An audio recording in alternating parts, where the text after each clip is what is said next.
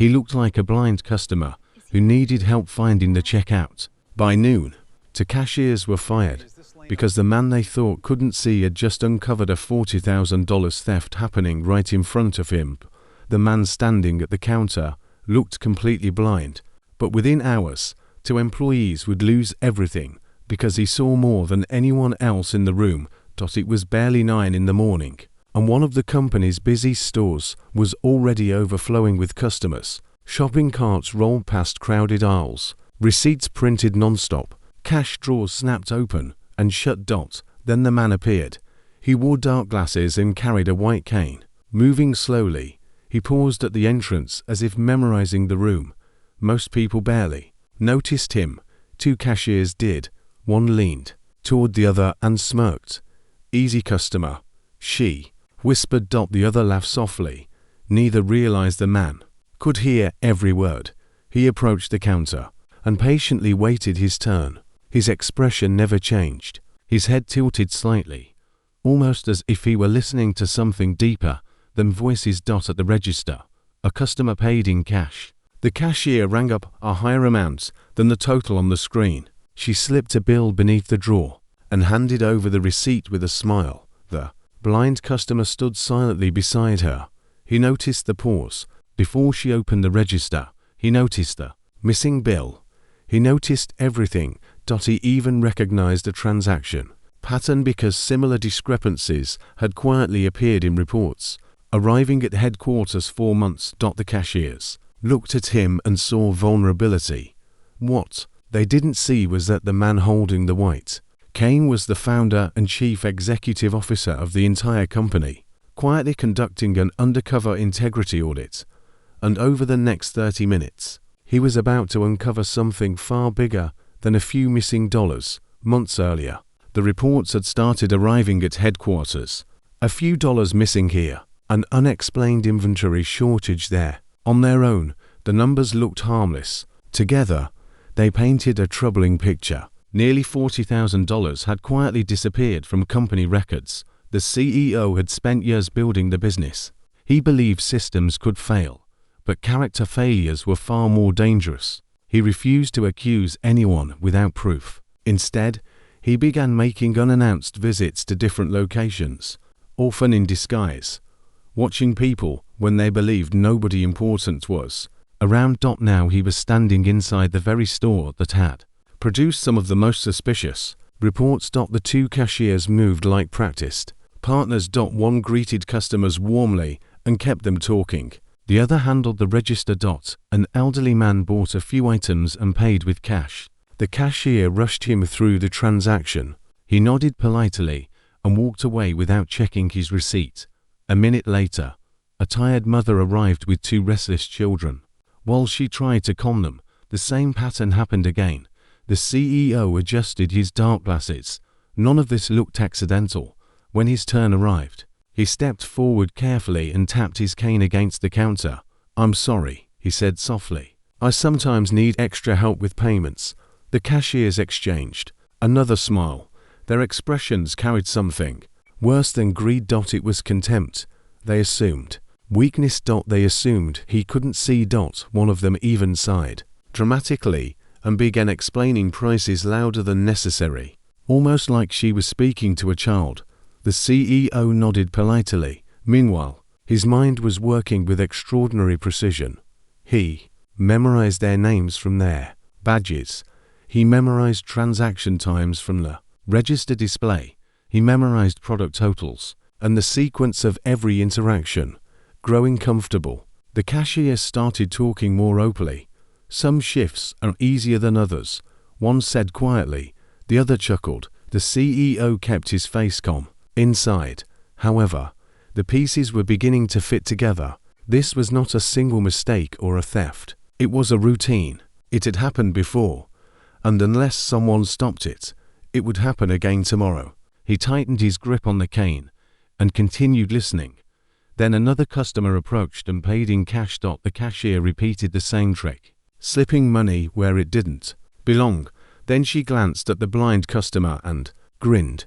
"Easy money," she whispered. She had no idea the man standing beside her was recording every second. Mentally.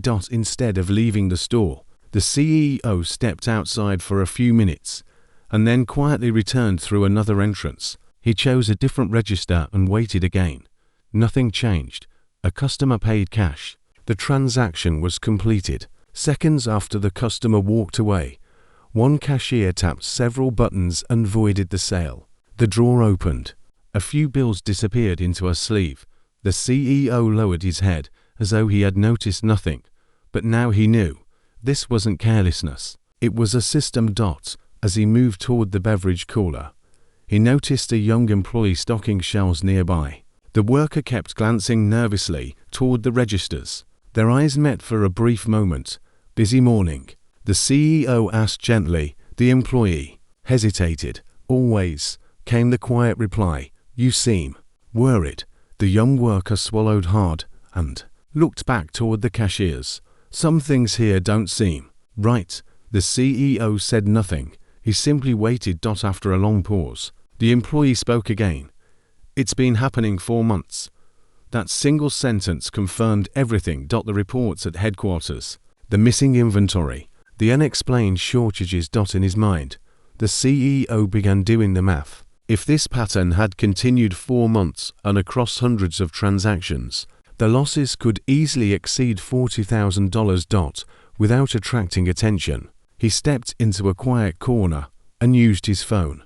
One short message went directly to the company's security department. Review store 214 immediately. Compare live transactions with voided sales. Within minutes, analysts at headquarters began pulling records. The results came back almost instantly. The discrepancies matched previous reports with alarming precision. The scheme was real, the evidence was growing, and the people responsible were standing only a few feet away.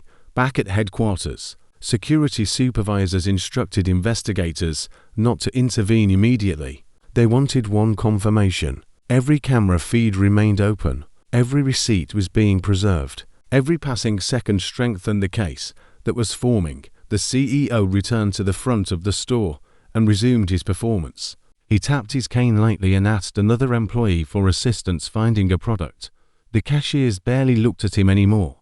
They had completely dismissed him. In fact, they seemed more confident than before. One of them laughed softly. We're having a great day. The other grinned. No complaints yet. They shared a knowing look. The audience could now see what they could not. Every careless word and every dishonest transaction was tightening the trap around them. Meanwhile, several company investigators were already driving toward the store. The CEO remained calm. He had learned something important during his years of leadership. People often reveal their true character when they believe nobody is watching. These two believed they had found the perfect victim. In reality, they had chosen the worst possible witness. And just as they finished another fraudulent transaction and congratulated themselves on another perfect shift, the front door slowly opened and someone stepped inside. The person who entered the store wasn't another customer. It was the regional manager, and behind him came two members of corporate security. The atmosphere changed instantly. Employees stopped what they were doing. Conversations faded. Even the cashiers looked up with nervous expressions. The man with the white cane remained exactly where he was. Then he slowly stood, for the first time all morning. He no longer looked uncertain or lost. He reached up and removed his dark glasses. Silence spread across the store. The regional manager walked directly toward him. "Good morning, sir," he said respectfully. The color drained from the cashiers' faces. One blinked repeatedly. The other stared as if she had stopped breathing. "Sir." The man they had mocked, underestimated, and stolen beside was the founder and chief executive officer of the entire company. The CEO looked at them calmly. "I entered this store at 9 o'clock, he said. At 9:07, an elderly customer was overcharged. At 9:19, a transaction was voided after the customer left. At 9:34, cash was removed from the register and hidden." Neither cashier spoke. Corporate security stepped forward. They carried printed transaction reports. Surveillance images followed. Every Sale.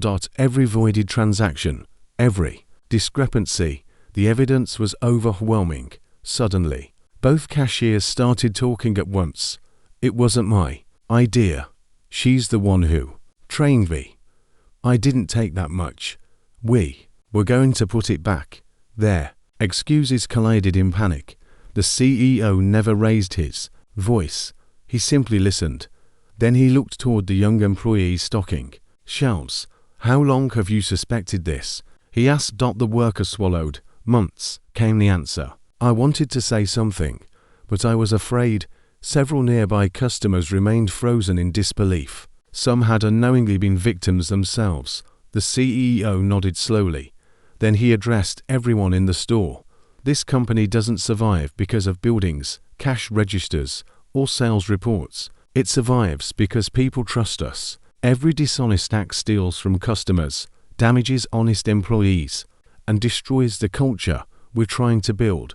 The words landed heavily. Nobody moved. Nobody spoke. The cashiers lowered their eyes. By noon, both employees had been terminated and escorted from the premises by security.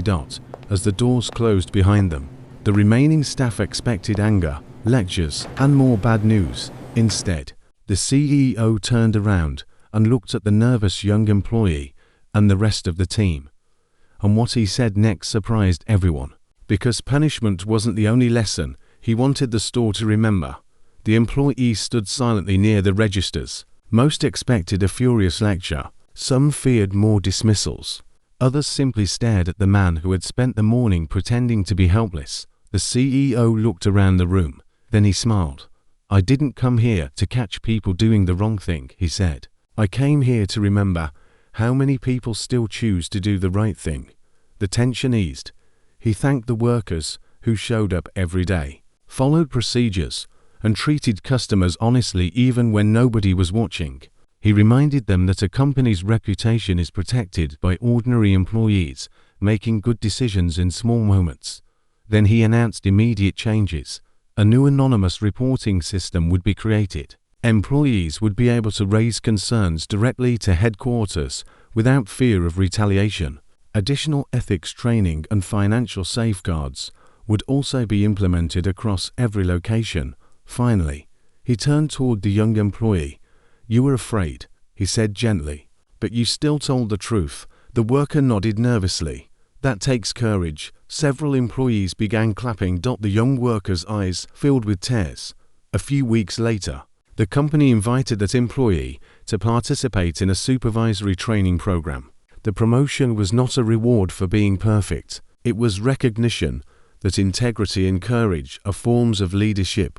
News of the incident spread quickly throughout the company. Then it reached social media.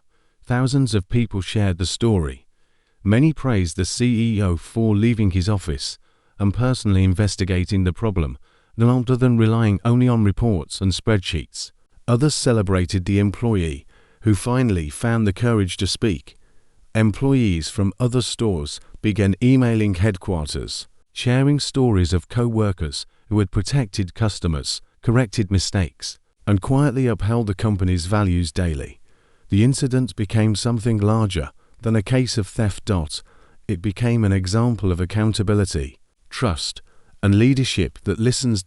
As the afternoon crowd slowly returned to shopping, the CEO picked up his white cane and put his dark glasses back on. No. Reporters followed him. No. Cameras waited outside. He simply walked toward the exit as quietly as he had entered, because leadership isn't about sitting in the biggest office. Sometimes it's standing at a checkout counter, pretending you